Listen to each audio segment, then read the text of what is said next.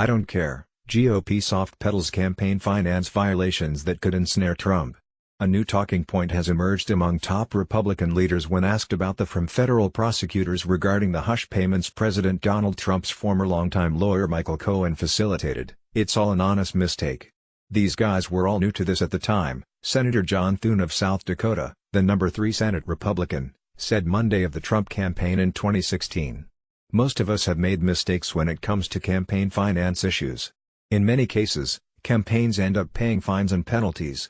Thune's comments echo those by GOP Senator Rand Paul of Kentucky, a Trump ally, in an interview with NBC's on Sunday when he said the U.S. is going to become a banana republic if we're going to prosecute people and put them in jail for campaign finance violations. I personally think that if someone makes an error in filing paperwork or in not categorizing a campaign contribution correctly, it shouldn't be jail time, Paul added. It ought to be a fine. And so it's just like a lot of other things that we've done in Washington. We've overcriminalized campaign finance. Prosecutors with the U.S. Attorney's Office for the Southern District of New York put the weight of the government behind Cohen's earlier assertion in court that he paid off women to silence their allegations of affairs with Trump in coordination with and at the direction of the president. In August, when Cohen pled guilty to 8 federal felonies including 2 campaign finance violations, he told a federal judge that Trump directed him to pay off 2 women, who appeared to be adult film actress Stormy Daniels and former Playboy model Karen McDougal, in order to secure their silence just weeks before the 2016 election. Said Cohen facilitated the payments, which Cohen said under oath were made to boost Trump's candidacy. Cohen acknowledged in court at the time that he knew what he was doing was illegal. The payments exceeded the maximum allowed contribution and were not reported as the law requires. Joining Thune and Paul, a handful of other prominent Republicans brushed aside the payment's significance. Senator Orrin Hatch of Utah CNN I don't care about what prosecutors alleged because Trump is doing a good job as president.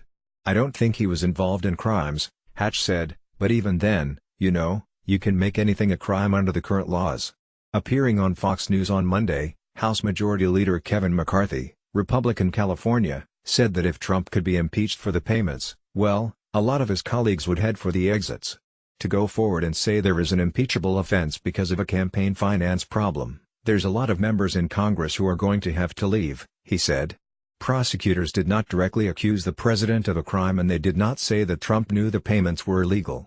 The standard for a criminal prosecution in a campaign finance case is if the person was willfully and knowingly in violation of the law. If not, it results in a civil prosecution that could lead to a fine. About on Monday, Trump wrote that now the Dems go to a simple private transaction, wrongly call it a campaign contribution, which it was not, but even if it was, it is only a civil case, like Obama's, but it was done correctly by a lawyer and there would not even be a fine. Lawyer's liability if he made a mistake, not me. Trump, his lawyers and Republican allies have additionally compared the hush payments to the Justice Department's prosecution of former Senator John Edwards of North Carolina over similar payments to hide a mistress while he was running for president in 2008. Edwards' case made it to trial but he was acquitted on 1 count and the jury deadlocked on 5 others. The White House and Trump's attorney, Rudy Giuliani, have labeled Cohen a liar who is seeking leniency.